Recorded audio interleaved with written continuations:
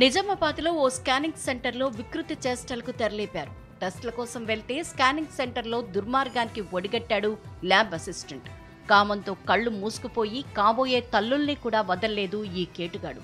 Scanning కోసం వెళ్లే మహిళల్ని అశ్లీలంగా స్పై కెమెరాల్లో రికార్డ్ చేసి ఆ తర్వాత వారిని బ్లాక్మెయిల్ చేస్తున్నాడు. నిజామాబాద్లోని అయ్యప్ప స్కానింగ్ సెంటర్ కేంద్రంగా ఈ భాగోతం బయటపడింది. ల్యాబ్ అసిస్టెంట్ ప్రశాంత్ ముఠా ఈ వికృత చేష్టలకు పాల్పడుతోంది. వందలాది మంది మహిళల వీడియోలు ప్రశాంత్ అండ్ కో రికార్డ్ చేసినట్లు తెలుస్తోంది. ఓ బాధితురాలి ఫిర్యాదుతో ప్రశాంత్ అకృత్యాలు బయటకొచ్చాయి. పోలీసులు ప్రశాంత్ అలియాస్ విలియమ్స్ ను అరెస్ట్ చేశారు.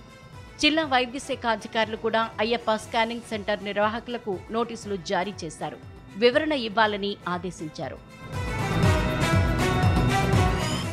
అక్రమాలకు నిలయంగా మారిన స్కానింగ్ సెంటర్స్ పై చర్యలకు మహిళా సంఘాలు డిమాండ్ చేస్తున్నాయి. కేవలం ఒక్క ప్రశాంత్పై కేసులు చేసి చేతులు దులుపుకోకుండా ఇంకా ఎన్ని స్కానింగ్ సెంటర్లలో ఈ వికృత చేష్టలు నడిచాయనేది గుర్తించి చర్యలు తీసుకోవాలంటున్నారు ప్రజా సంఘాల నేతలు. స్కానింగ్ సెంటర్లలో టెస్టులు చేసేటప్పుడు ఖచ్చితంగా మహిళా అటెండర్ను సెంటర్లోకి అనుమతించాలంటున్నారు ఇండియన్ మెడికల్ అసోసియేషన్ ప్రతినిధులు. దీనిపై మరింత సమాచారం మా కరెస్పాండెంట్ దివాకర్ అందిస్తారు. అయ్యప్ప స్కానింగ్ సెంటర్లో మహిళలు అందులోకి పోయి స్కానింగ్ చేసుకునేటువంటి వాళ్ళ ఫొటోస్ తీసి వాళ్ళ వీడియోస్ తీసి బ్లాక్మెయిల్ చేసి అదంతా బయటకు వస్తే తప్ప ఇవాళ ప్రభుత్వ యంత్రాంగం చర్య తీసుకోలేదు. అది కూడా నామినల్గా అందులో ఉన్నటువంటి వర్కర్ని అరెస్ట్ చేశారు.